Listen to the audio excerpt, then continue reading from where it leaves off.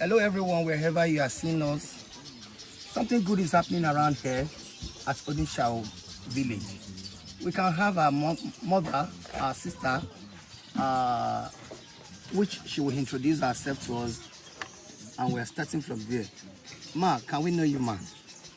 Hello everyone, my name is Princess Omolara Folorosho, and I am the CEO of Folorosho Ajisa Welfare Initiative and also Rafford Humanitarian Organization, where we support the youth to acquire skills in order to help the government to erase poverty and also to help the youth to better their life. Thank you so much. We are here at Onishao village. Ma, why are we here today? We're here today in order to support the children in the rural area called Onishao village, Isalu, local government, Nigeria. We are here today to fulfill our promises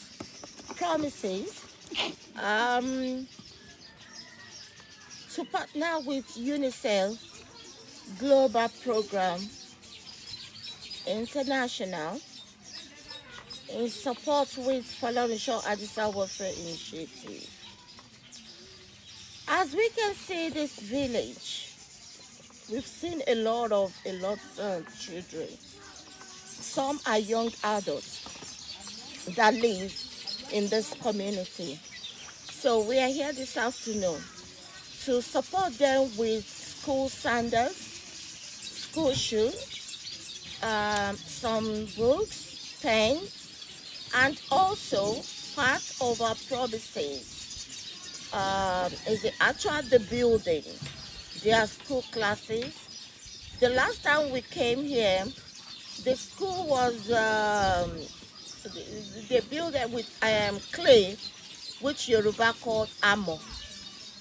And as you can see that children in a young education life needs a well-structured welfare support in order to have good education. Their environment contributes to the success of any children of their young age education. So we visited the school and we did some work, like we helped them to build, the school, to cover it, to make it more habitable for them. So by the time they resume their school, they will be happy seeing their new, structure, classes, environment, and it will even give them, the confidence, also the assurance that they've not been left out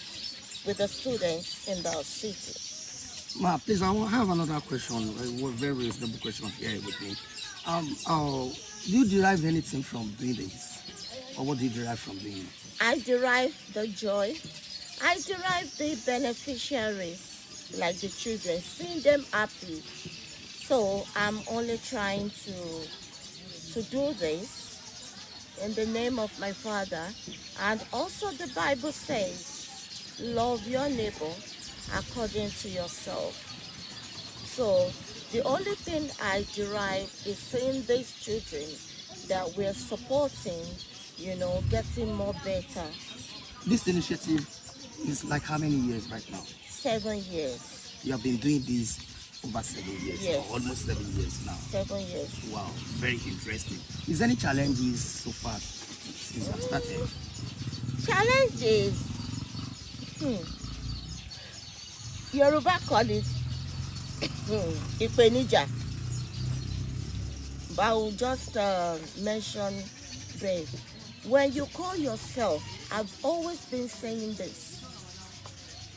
Whenever you come out and say, oh, this is me, I am humanitarian servant, person, you will face challenges. Of course. Now, when you face the challenges, you will now see the challenges has nothing because of the charisma of the giving. You call yourself a giver. It comes from your mind, your soul, you know. I face a lot of challenges, but makes me stronger. I don't even see it as anything, because when we talk about 7 years, tell me, I've seen so many challenges. I'm still seeing challenges, but I see it as it's part of. You have been doing this almost 7 years ago now. Is there any support from the government or from individuals? To be honest, to God be the glory, I have never gotten anything from the government. Either political orders, past, present. I don't know about future.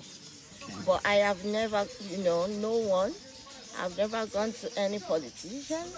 And individual, no. Well, if there is, is it acceptable? Yes. Why not? It might be acceptable. Yeah, why not? Why not? But what is now? Being here today, what are we doing particularly, and what is the purpose? Because I can see people wearing UNICEF uniform. Yeah. Thank you very much. The last time that I visited here, I contacted the UNICEF, and UNICEF is a wide international. They have so many sectors. They have so many children they support, and because of FAWI support the children as well, they were interested when I came to Onitsha village. So I will be asking them for more support, financial support, and also educational support for the children. But the welfare of the children is part of what UNICEF likes, loves, and we see so many if you Google them. So this is like international program on a mission on behalf of them. So now you can see that this is a mother and a child. That is their logo. So they only support the children in the rural area. So we're here today with their support. Go ahead, and the more reason is for them, for us to be able to let them see that if they support us financially, this is what we will do. We even do more than this. FAWI will do more than, because like I said to people that I have a lot of plans, because I am someone that when I sit, I think of others. I think I have my own children. I think of my own children. Do you think I don't have challenges over my children, my home, my everything, my life? I do. But because God has ordained me to be an humanitarian person, so I find it so uncomfortable seeing other people, being in uncomfortable situations. So it has been part and part. Even when I was little, my mother said, and my father said, I started this humanitarian job for my childhood. So, and I thank God that I'm still alive today. So it's what I love. I love humanity job. Ma, if I'm not mistaken, today here we have seen it. You shared pencil and biro to education material. Education material, including school sandals, shoes, and some snacks. Some other things, snacks for the children, for the students. And also, I noticed there's some sectors or some set of people taking care of old ones, checking their BP and some other things. What is that? What is that all about? Yeah, if I can remember you, the FAWI in the name of my father, and the Rafford in the name of my mother. Rafford Humanitarian Organization, supporting the widows, the less privileged, and the old ones. The elderly age, we have some part of the health sector in Rafford Humanitarian, checking and supporting the elderly people, checking their, making sure that they're okay, their BP, sugar level, their practices, that is why it's still part of the mission of all, that we do. What about the classroom renovation, the first place that we have been when we that was a classroom renovation. Okay. Because the last time I came, it was horrible. I felt so bad. I felt so bad. And I remember when I was growing up, I was brought up well, even if it's not with silver spoon, but I was able to get everything that I wanted. You know, the primary school I went in Isalu, Okutakpemo Isalu. That was my primary school. You know, I studied in a well good classroom. Everything was given.